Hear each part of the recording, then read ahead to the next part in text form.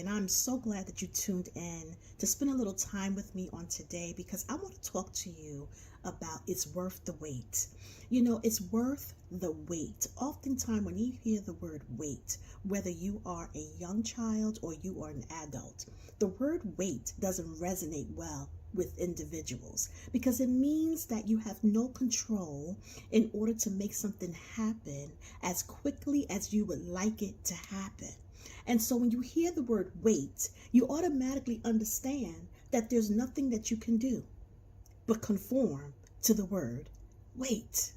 And as I begin to think about the word wait, you know, even when we're waiting on Christ to come through, our prayers to be answered, we're waiting on God to heal our bodies, we're waiting on God to perhaps make a way for us in a difficult moment, in a difficult time. We've been praying morning, noon, and night. We've been looking, we've been expecting, we've been hoping, and now we're just in the wait. And you know, in the wait is a challenging time because in the wait, that's when the mind begins to think, why am I waiting? Is God ever going to come through? Is this going to work? In the wait is when we start to question God. In the wait, if we're not careful, we'll begin to doubt his abilities. We begin to think that he is not a God that's going to come through. But I want you to know today that we have to wait on the Lord. Let me tell you why. Because timing is everything. And those things that we are praying about and those things that we are waiting on God to work out for us, those things that we are looking for, you know, we may think they're supposed to happen yesterday, but God knows when we are ready to receive those prayers that we have been sending up to him. He knows the right timing for everything. You know, I had to make a phone call, and I want to share this with you. I made a phone call. I had to call a number to receive something that was rightfully mine, but it was going to take a while on the call. When I dialed the number, the person on the line told me that I was the 20th person in line, and I would be waiting for a good hour. I thought to myself, wait for an hour? I'm not going to do that. But I decided, you know what? Let me wait. Because the end result is that I'm going to receive what I'm supposed to receive. So I decided I would wait. I didn't get frazzled. I didn't get frantic. I didn't lose my peace. I sat and continued to work as my phone was on and I was waiting to be taken care of. And as the person came back on the phone, she helped me and gave me exactly what I needed, the information I needed. I was able to go online and do what I needed to do. And after I hung up that phone, the first thing came to my mind. If you would have became impatient and you would have hung up that phone, you would have not have received the information that you needed to get what belongs to you. There's a message in my story. The message is oftentimes we're not waiting on God to come through to receive the blessings that he has for you. A lot of times we are taking matters in our own hands, making a mess out of it, and then looking for a miracle to come out of the mess because we jumped in too quickly and did not wait on the Lord. Psalms 27:14 says, wait on the Lord and be of good courage, and he will strengthen your heart.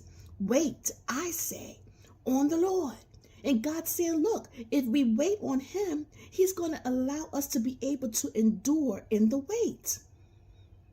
So while we wait, let's continue to worship. While we wait, let's continue to align our mind with the word of God.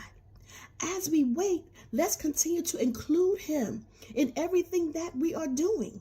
We got to spend time with God. Spend time with him in the wait because it will strengthen our heart so that we can wait. After I got off that phone, I realized this is the same way we ought to behave and respond to God when we're waiting on him. To wait patiently, knowing that he's going to come through and we're going to receive what we so rightfully deserve. Let me read this verse to you. Psalms 130 and the 5th verse. It says, I wait for the Lord. My soul does wait, and in his word do I hope. As I begin to look at that verse, I realize that what this verse was saying to us is that as we wait, we have to allow hope to stay alive in the word of God. Keep our hope in him as we wait, and God will come through. Wait on the Lord. Don't move ahead of him and make a mess out of it. Do you remember the story of Sarah and Abraham? They waited 25 years for the promised seed. In that wait, Sarah told her husband to go ahead and sleep with the handmaid servant. And the handmaid servant conceived a child and brought forth Ishmael. Ishmael was not the promised seed. But didn't the Lord come through and allow Sarah to conceive and bring forth Isaac? It took a while, but God was true to his word. And I want you to know his word is true and we can hold on to it. The verse that comes to my mind is, deal bountifully, Lord, with your servants, that we may keep your word. In the wait, keep the word of God, and he will come through for you and me. God bless you. This is Spa Women's Ministry once again. I am Pastor Gloria Ingram with a ministry that deals with the inner woman. I want you to go ahead and like, share, and subscribe, and let's continue to encourage someone and let them know it's worth the wait. God bless you. I'll see you at the next one.